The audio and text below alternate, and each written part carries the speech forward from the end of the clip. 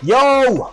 What's up sa mga nilalang sa mundo? Ito po ang inyong lingkod, Mr. Universe, ang inyong everything, Mr. na Universe pa.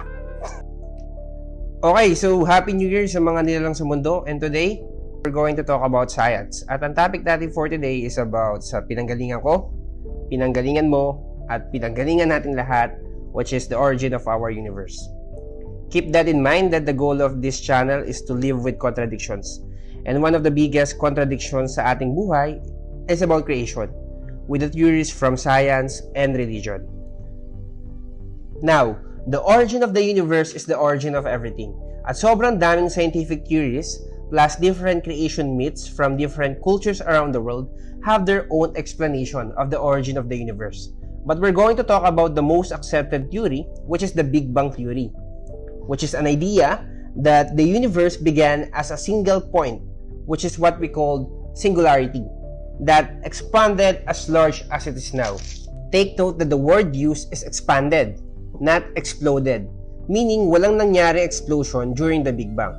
It was first proposed by the Belgian priest, astronomer, cosmologist, and mathematician named Georges Lemaitre, and the first also to propose that the rate of expanding of the cosmos is accelerating. And it was confirmed 2 years later by Edwin Hubble when he noticed that the other galaxies were running away from us, which is a phenomena called redshift. So how did our universe start? The singularity have distinct characteristics.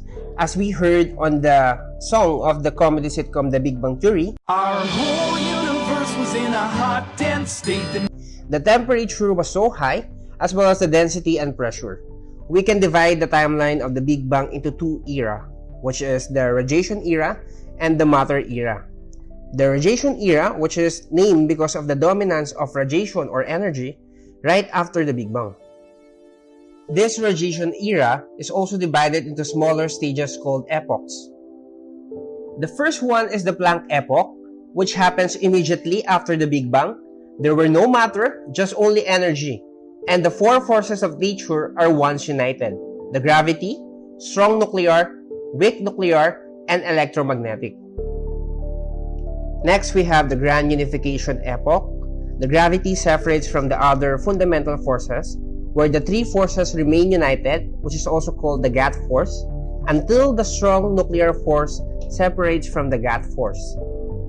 Inflationary epoch, triggered by the separation of the strong force, the universe undergoes an extremely rapid expansion known as cosmic inflation. Next, the electroweak epoch, where all of the four forces of nature are separated from one another, and the creation of a very important particle, which is the Higgs boson. The Higgs field slows particles down, allowing the universe, which is made out of energy, to support things that have mass. Quark epoch. As the universe cools down, elementary particles are all now present: quarks, electrons, and neutrinos. Hadron epoch. The universe cooled down enough for quarks to bind together to form protons and neutrons. And then the later stages, the lepton epoch and nuclear epoch, protons and neutrons fused together and created nuclei. These nuclei are the first chemical elements in the universe, which are hydrogen and helium. Then we have the matter era, which is the dominance of matter in our universe. It is divided into three epochs: the atomic epoch, galactic epoch, and stellar epoch.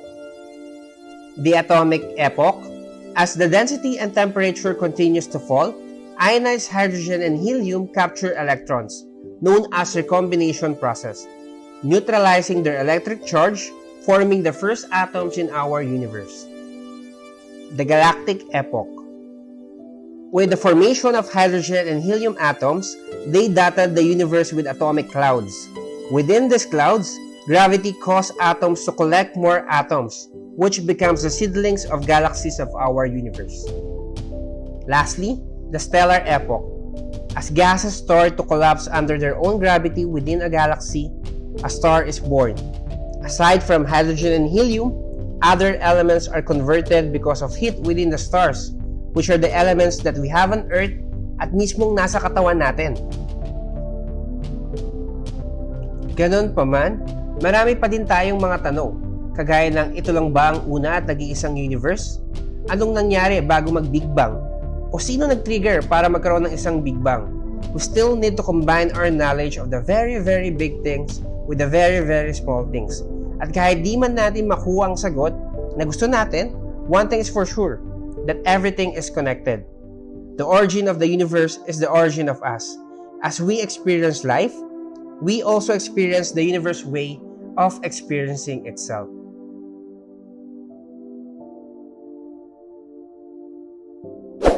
Please don't forget to subscribe, like, comment, and share this video. Ito po ang inyong lingkod, Mr. Universe, ang inyong everything, Mr. na Universe pa. Ciao!